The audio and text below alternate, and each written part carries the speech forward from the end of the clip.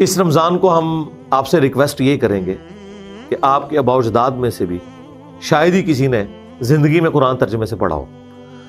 تو اس رمضان میں اگر آپ اعتکاف کا ارادہ رکھتے ہیں یا نہیں رکھتے، دونوں صورتوں میں بجائے یہ کہنے کہ میں نے اتنے قرآن ختم کیے، آپ فخر سے یہ کہیں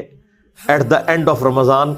کہ میں الحمدللہ اپنے خاندان میں اور اپنی نسلوں میں پہلا بندہ ہوں جس نے پورا قرآن ترجمے کے ساتھ پڑھا ہے۔ اور یقیناً ایسے ہی ہوگا کیونکہ قرآن کا پہلا ترجمہ 1920 میں ہوا ہے، پریکٹیکلی تو اب لوگوں کے ہاتھ میں ہے، کسی نے نہیں ترجمے سے قرآن پڑھا ہوا تھا۔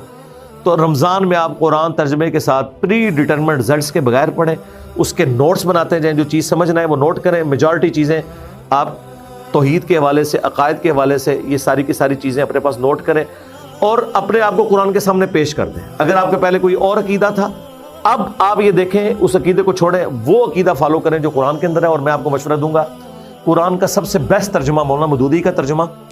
ترجمان القرآن والوں نے پرنٹ کیا ہے، ایک صفحے پہ عربی ہے، ایک صفحے کے اوپر اردو ہے۔ تو اگر صرف اردو بھی پڑھنی ہے آپ نے، لوگ کہتے ہیں جی عربی کا ثواب ہوگا، اردو کا 10 گنا زیادہ ہوگا، کیونکہ اس سے آپ کی آخرت بننے والی ہے۔ آپ اس چکر میں نہ پڑھیں، آپ قرآن کو ایک دفعہ پڑھیں۔ اور عربی لنگوسٹک کا سوز و گداز اگر اردو میں کسی نے ٹرانسلیٹ کیا ہے، مجھے چونکہ قرآنک عربی آتی ہے اس لیے میں اس کو فیل کر سکتا ہوں، مودودی صاحب نے اردو زبان میں الفاظ کا چناؤ وہ کیا ہے کہ کاش اگر آپ کو عربی آتی نا تو جو سوز و گداز آپ پہ طاری ہونا تھا نا وہ انہوں نے اردو میں ٹرانسلیٹ کر دیا ہے، اور الحمدللہ ہر بندے کو سمجھ آتا ہے۔ تو رمضان پہ میسج یہی ہے کہ قرآن کم از کم خود پڑھیں، اور بہتر یہ ہے کہ اپنی فیملی کو ساتھ بٹھا کے روزانہ بھلے آپ ایک رکوع ہی پڑھ لیں،